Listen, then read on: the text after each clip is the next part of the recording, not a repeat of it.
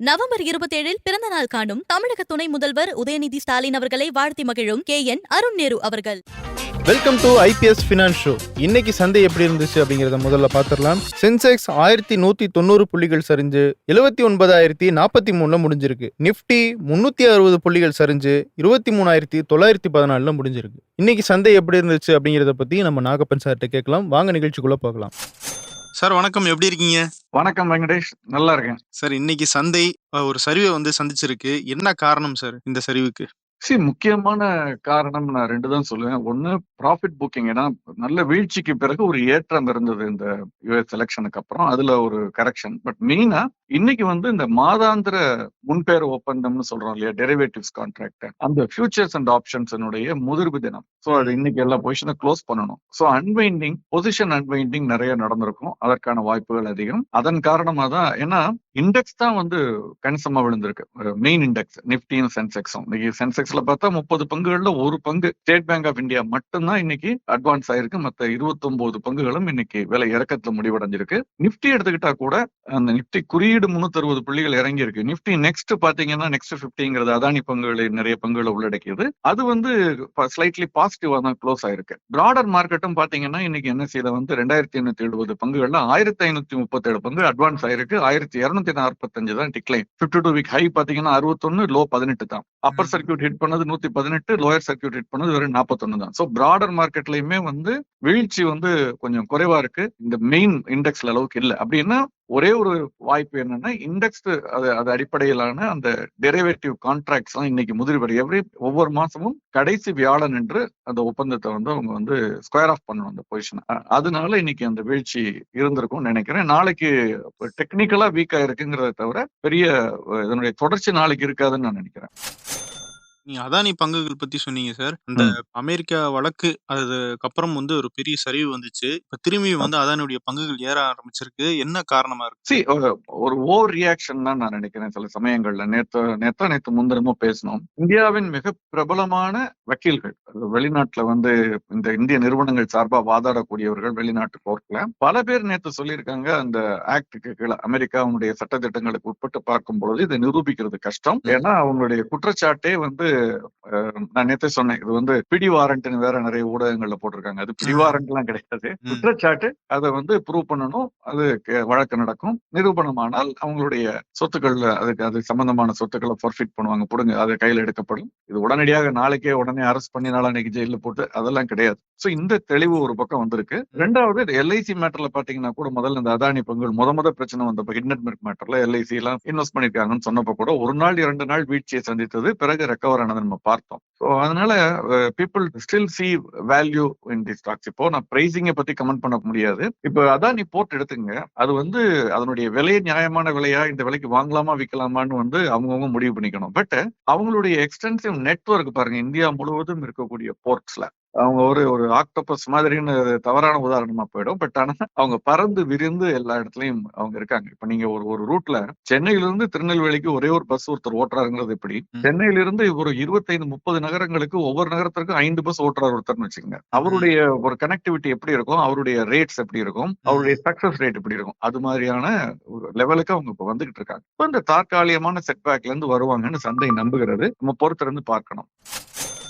இன்னொரு பக்கம் கோல்டு அது ஸ்லைட்டா இன்க்ரீஸ் ஆயிருக்கு அப்படின்ற தகவல் கிடைக்குது சார். அதனுடைய வளர்ச்சி எப்படி இருக்கும் சார் அடுத்தடுத்த நாட்கள்ல? ஒரு சிறிய ஏற்றம், அதாவது 75,000 தாண்டிடுச்சு நேத்து MCX சந்தையில. இன்னைக்கு 76,000க்கு அருகாமையில் வணிகம் நடக்குது. சர்வதேச சந்தையில ஒரு $10-15 ஏற்றம். பெரிய ஏற்றம் நான் சொல்ல முடியாது. பட் இந்தியாவுல கொஞ்சம் கணிசமா இருக்கிறதுக்கு டாலருடைய மதிப்பு உயர்ந்திருக்கிறது. ஸ்பாட் மார்க்கெட்லயே இன்னைக்கு கிட்டத்தட்ட ₹84.50 கிட்ட வரைக்கும் வந்துருச்சு. முன்பேற வணிகத்துல அதை விட கொஞ்சம் கூடுதலாக இருக்கு. NSE எடுத்துக்கிட்டீங்க 84.60 இருக்கு டிசம்பர் மாத ஒப்பந்தம். சோ இதனால இந்த டாலருடைய மதிப்பு உயர்ந்திருக்கிறதுனால நம்ம டாலரை கொடுத்து தங்கம் வாங்குறதுனால தங்கத்தினுடைய மதிப்பும் இந்திய ரூபாயினுடைய மதிப்புல உயர்ந்திருக்கு. சர்வதேச சந்தையில ஒரு சின்ன ஏற்றம், அதனுடைய தாக்கமும் இங்க இருக்கிறத நம்ம பார்க்க முடிகிறது. பட் என்னை பொறுத்த வரைக்கும் ஒரு கிளியர் பிரேக் அவுட் அப்வர்ட்லயோ டவுன்வர்ட்லயோ இது வரைக்கும் வரல. தங்கத்தை பொறுத்த வரைக்கும் டவுன்வர்ட்னா 2500க்கு கீழே வந்தால்தான் அது ஒரு பேரிஷ் சென்டிமெண்ட்டுக்கு போறதா அர்த்தம் நான் நினைக்கிறேன். அந்த அளவுக்கு வரல. அதே மாதிரி 2750 அல்லது 800க்கு மேல கிளியர் கிளியரா பிரேக் அவுட் ஆகி போனாதான் அடுத்த புல்லிஷ் லெவலுக்கு போகும். அது வரைக்கும் இது பக்கவாட்டு நகர்தல் தான் இருக்கும். வெள்ளியை பொறுத்தவரையும் அதே மாதிரி $30 தான் ட்ரேட் ஆகிட்டு இருக்கு. அந்த 32 ஒரே ஒரு தடவை பிரேக் ஆகி போனுச்சு, அது முடியல, திரும்ப இறங்கிடுச்சு. ஒரு சைட் வேஸ் மூவ்மெண்ட் தான் நான் பாக்குறேன். நம்ம பங்குச்சந்தையை போலதான் தங்கம் வெள்ளி ரெண்டுமே பக்கவாட்டு நகர்தல் இருக்கு. சார், இன்னொரு நியூஸ் கேள்விப்பட்டேன் சார். இந்த ம். மைக்ரோ ஃபினான்சிங் நிறுவனங்களுக்கு வந்து ஆர்பிஐ சில கட்டுப்பாடுகள் விதிச்சதால தங்க நகை கடன்கள் வந்து அதிகமான அளவுல வந்து வாங்கப்படுது. ம். பேங்க்ஸ்லயும் சரி, அந்த தங்க நகை கடன் கொடுக்குற அந்த நிறுவனங்களையும் சரி அப்படின்னு சொல்றாங்க. ம். இது எந்த அளவுக்கு கரெக்ட் சார் இது? இல்ல, இது இப்போ மைக்ரோ ஃபைனான்ஸ் நிறுவனங்கள் வந்து சில நிறுவனங்கள் மிகப்பெரிய நிதி நிறுவனங்களுடைய துணை நிறுவனங்களா இருக்கிறத நீங்க பார்த்திருப்பீங்க. கோல்டு ம். ஜுவல் லோன் கொடுக்கறது. சோ அவங்களுக்குலாம் இப்ப என்ன ப்ராப்ளம்னா கேஷ் ஃப்ளோ அஃபெக்ட் ஆகுது. மத்திய ரிசர்வ் வங்கியினுடைய சில குறிப்பிட்ட சில தடைகளால் அல்லது கட்டுப்பாடுகளால் உள்ளதுனால வந்து நிறைய அங்க அவங்க வெளியிடக்கூடிய கடன் பத்திரங்களுக்கு பெரிய அளவுல வரவேற்பு இல்லை. அப்ப அவங்கள்ட்ட பணம் இல்லைன்னா அவங்க லெண்ட் பண்ண முடியாது. அப்ப இவங்க எல்லாம் வங்கிக்கு தான் போயாகணும் அல்லது ம். வெல் ரெகுலேட்டட் பிகர் என்பிஎஃப்சிஸ்க்கு போயாகணும். ரெண்டாவது, தங்கத்தினுடைய விலை எப்பொழுதெல்லாம் உயர்கிறதோ அப்ப இந்த நிறுவனங்கள் எல்லாமே நல்லா சிறப்பாக செயல்படுவார்கள். கடன் வாங்குவது தங்கத்தின் அடிப்படையில வந்து அதிகரிக்கும். ஏன்னா கிராம் வந்து $6,000 இருக்கும் பொழுது $5,000 கடன்னா $8,000 இருக்கும் பொழுது $7,000 கடன் வாங்க முடியும் இல்லையா? சோ அந்த அடிப்படையில வந்து ஒரு சிலரை இது பாதித்திருக்கு. அது வந்து ஒரு சிலருக்கு அது வந்து ஆதாயமாக சாதகமாகவும் இருக்கிறத நம்ம பார்க்க முடியுது. சார், இன்னொரு பக்கம் க்ரூடு அதனுடைய நிலைமை எப்படி சார் இருக்கு? க்ரூட் வந்து சர்ப்ரைசிங்லி இன்டர்நேஷனல் மார்க்கெட்ல பெரிய சேஞ்ச் இல்ல. ஒரு சின்ன ஏற்றம் 68 இருந்தது, இப்ப 69 ஆயிருக்கு.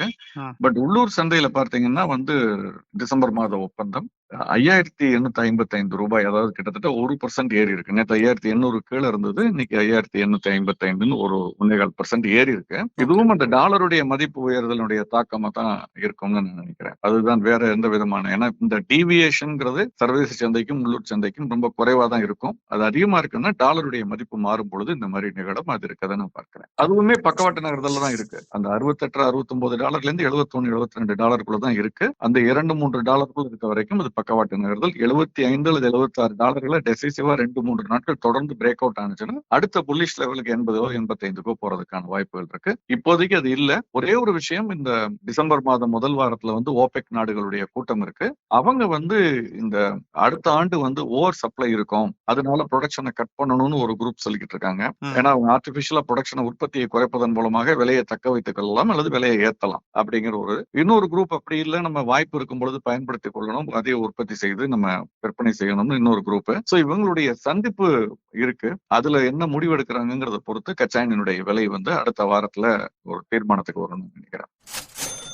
வேற ஏதாவது முக்கியமான பங்குகளுடைய உயர்வுக்கு வேற ஏதாவது ஸ்பெஷல் காரணங்கள் அந்த மாதிரி ஏதாவது இருக்கா? இல்ல, நாளை பாத்தீங்கன்னா வந்து இது F&O இன்னைக்கு எக்ஸ்பைரி முடிஞ்சு புது டெரிவேட்டிவ் கான்ட்ராக்ட்ஸ் அடுத்த மாசத்துக்கானது வந்து வருது. சோ அதனால ஒரு பாசிட்டிவ் சென்டிமெண்ட் இருக்க வாய்ப்பு இருக்கு. அது தவிர பாத்தீங்கன்னா நாளைக்கு வந்து ஒரு புதிய பங்கு இந்த வாரம் திங்களன்று என்விரோ இன்ஃப்ரா அப்படிங்கிற நிறுவனத்தினுடைய IPO லிஸ்டிங் வந்து நாளைக்கு இருக்கு. இதுல குறிப்பிடத்தக்க விஷயம் என்னன்னா, இந்த பங்கு வெளியீடு ஒரு சிறிய வங்கி 650 கோடி தான். பட் ஆனா இதுக்கு வந்து 89 மடங்கு விண்ணப்பம் பெறப்பட்டது. அவங்களுக்கு எவ்வளவு பணம் தேவையோ அது போல 89 மடங்கு விண்ணப்பம் வந்து மிகப்பெரிய ஒரு வெற்றியை ஈட்டிய ஒரு IPO சமீப காலங்கள்ல. ஈவன் பல நிறுவனங்கள் வாரி எனர்ஜிக்கெல்லாம் கூட இவ்வளவு வந்ததா இல்ல. ஏன் சார் இவ்வளவு டிமாண்ட்? ஏன் சார் அந்த கம்பெனிக்கு? இவங்க இருக்கக்கூடிய அந்த தொழில் வந்து ஒரு யூனிக் ஏரியா. ரொம்ப அதிகம் பேர் இல்லாத, அதாவது பங்குச்சந்தையில பட்டியலிடப்பட்ட நிறுவனங்கள்ல இந்த மாதிரி நிறுவனம் அதிகம் இல்ல. அவங்க வந்து இன்ஃப்ராஸ்ட்ரக்சர் ப்ராஜெக்ட்ஸ் பண்றாங்க. வாட்டர், சோலார் எனர்ஜி, இந்த மாதிரி பைப் லேயிங், அந்த மாதிரி உள்ள இன்ஃப்ராஸ்ட்ரக்சர்ஸ் டிசைனிங், EPC மாதிரி பண்றாங்க அவங்க. சோ அதனால இந்த மதிப்பு ஒருவேளை இருக்கலாம். பட் இது வந்து விலையிலையும் அதிகமா பிரதிபலிக்கும் என்ற எதிர்பார்ப்பு இருக்கிறது. பட் நான் நேத்தே சொன்னேன், எந்த புதிய பங்கும் பட்டியலிடப்பட்ட பிறகு ஓரிரு மாதங்களுக்கு பிறகு ப்ரொமோட்டர் அல்லது ஆங்கர் இன்வெஸ்டர் விற்கிறத பார்த்துட்டு அது எப்படி இருக்குன்னு பார்த்துட்டு நம்ம முதலீடு பண்றது பெட்டரா இருக்குமே தவிர, இந்த மாதிரி பட்டியலிடப்பட்ட அன்றே அல்லது மறுநாளே வாங்குறது விற்கிறதுங்கிறது ஒரு சிறு முதலீட்டாளரை பொறுத்தவரை சரியா இருக்காது. இன்னொரு விஷயம், இன்னைக்கு நீங்க எந்த பங்குகள் எப்படி இருந்ததுன்னு கேட்டீங்க. குறிப்பாக காப்பீட்டு நிறுவன பங்குகள் எல்லாம் HDFC லைஃப் உள்ளிட்ட பங்குகள் இன்னைக்கு ஒரு இறக்கத்தை சந்தித்தது. ஏன்னா அவங்களுக்கு வந்து உள்ள சட்டத்திட்டங்கள்ல இப்ப இன்சூரன்ஸ் பில்லு வேற வரப்போகுது. அதுல வந்து வெளிநாட்டு நிறுவனங்கள் நிறைய வரப்போறாங்க, போட்டி அதிகரிக்க போகிறது. அப்ப பிரீமியம் இன்கம் வந்து குறைவதற்கான வாய்ப்பு இருக்கு. அதாவது பிரீமியம் மார்ஜின் இன்கம் கூடும், பட் மார்ஜின் குறைவதற்கான வாய்ப்பு இருக்கு அப்படிங்கிற ஒரு தகவலும் இந்த சட்டத்திட்டங்களால் இருக்கக்கூடிய சில சிக்கல்களும் காரணமாக காப்பீட்டு நிறுவனங்களுடைய பங்குகள் இன்னைக்கு வந்து ஒரு இறக்கத்தை சந்தித்தது. பட் என்னை பொறுத்த வரைக்கும் இந்த இறக்கம் இன்னும் ஒரு நாட்கள் தொடருமானால் அடுத்த வாரத்துல எல்லாம் இந்த காப்பீட்டு நிறுவனங்களில் முதலீடு செய்வதற்கான நான் எந்த நிறுவனம் நம்ம சொல்ல முடியாது. கிடையாது. ம். பட் நிறுவனங்கள் பொதுவாக ஒரு நல்ல வாய்ப்பு. ஏன்னா இந்தியா வந்து இன்னமும் அண்டர் இன்சூர்டு கண்ட்ரி. இன்னும் சிங்கிள் டிஜிட்டா தான் நம்முடைய கவரேஜ்ங்கிறது இருக்கு பெரும்பாலான விஷயங்கள்ல. ஹெல்த் இன்சூரன்ஸ் அந்த மாதிரிலாம் எடுத்துக்கிட்டோம்னா கை காசை விட்டு தான் 80% மேல செலவு பண்றாங்க எல்லாரும். இப்ப பிபிஎல் ஃபேமிலிஸ் அரசாங்கம் பாத்துக்குது. நான் சொல்றது அடுத்த கட்டத்துல இருக்கவங்களுக்கு. இப்போ காப்பீட்டு நிறுவன பங்குகள் இன்னும் ஓரிரு நாட்கள் தொடர்ந்து இதே அளவு வீழ்ச்சியை சந்தித்தால் முதலீட்டிற்கான ஒரு நல்ல வாய்ப்பை கொடுப்போம் நம்புறேன். அப்படி முதலீடு அதிகரிச்சு போட்டிகள் அதிகரிச்சாவது ஜிஎஸ்டி குறைப்பாங்களா சார்? நிச்சயமா இது வந்து ரொம்ப ரொம்ப ஒரு நியாயமான ஒரு ஒரு ஒரு கோரிக்கைன்னு நான் நினைக்கிறேன். சரி சார். அரசாங்கம் நிச்சயமா அதுக்கு ஒரு காது கொடுத்தே ஆகணும். குறைக்கணுங்கிறது கூட இல்ல. இன்னும் என்ன கேட்டீங்கன்னா ஒரு படி மேல போய் டேர்ம் இன்சூரன்ஸுக்கும் ஹெல்த் இன்சூரன்ஸுக்கும் ஜிஎஸ்டியே இல்லைன்னு கூட சொல்லலாம். ம். பட் அது முடியாத பட்சத்துல கூட ஒரு ஒரு குறிப்பிட்ட அளவு வரைக்கும் ஒரு ம். கீழ் நடுத்தட்டு மக்கள் எடுக்கக்கூடிய காப்பீடுங்கிறது ஒரு 5 லட்சம் அல்லது 10 லட்சம் இருக்கும். அந்த மாதிரியான டேர்ம் இன்சூரன்ஸ், அந்த மாதிரியான ஹெல்த் இன்சூரன்ஸுக்காவது ஜிஎஸ்டி இல்லைன்னு சொல்லலாம். அல்லது கிரேடடா வைக்கலாம். 1 கோடி ரூபாய்க்கு மேல இருக்கிறதுக்கு நான் வந்து 18% போட்டு போங்க. 1 கோடி ரூபாய்க்கு மேல எடுத்து 40,000 பிரீமியம் கட்டுறவர் கட்டிட்டு போட்டோம். பட் 50 லட்சத்துக்கு 20 லட்சத்துக்கு டேர்ம் இன்சூரன்ஸ் எடுக்கிறவங்க, 5 லட்சத்துக்கு காப்பீடு எடுக்கிறவங்களுக்கு எல்லாம் நம்ம வந்து 18% ஜிஎஸ்டிங்கிறது ஒரு மிகப்பெரிய ஒரு பேர்டனா இருக்கும். அதை குறைக்கிறதுங்கிறது ஒரு சோசியல் வெல்ஃபேர் மெஷராவே அல்லது ஒரு கடமையா தான் நான் பாக்குறேன். அரசாங்கத்தை பொறுத்தவரை செய்வாங்கங்கிற மாதிரி எனக்கு ஒரு நம்பிக்கை இருக்கிறது. சார் இது போக இன்னைக்கு வேற ஏதாவது முக்கியமான கவனிக்க வேண்டிய நியூஸஸ் ஏதாவது இருக்கா சார்? இல்ல, நாளை வந்து இருக்குது. அதை நம்ம நாளை பேசுவோம். நாளை சந்தை முடிவடைந்த பிறகு வரக்கூடிய சில புள்ளி விவரங்கள், முக்கியமாக மத்திய ரிசர்வ் வங்கி வெளியிடக்கூடிய இந்த வாராந்திர அந்த தகவல் இருக்கு இல்லையா, புள்ளி விவரம், கடன், ஆமா sir. Credit growth, deposit growth, forex reserves, இந்த மாதிரி புள்ளி விவரங்கள், மிக முக்கியமான புள்ளி விவரங்கள் எல்லாம் வருகிறது. ம். அது நாளை நம்ம திங்களன்று விவாதிப்போம். Okay sir. நம்ம நிறைய விஷயங்கள் பேசியிருக்கோம் சார். தொடர்ந்து நிச்சயமா. நாளைக்கு நிகழ்ச்சியில சந்திப்போம் சார். சந்திப்போம் வெங்கடேஷ். நன்றி சார். நன்றி. நன்றி.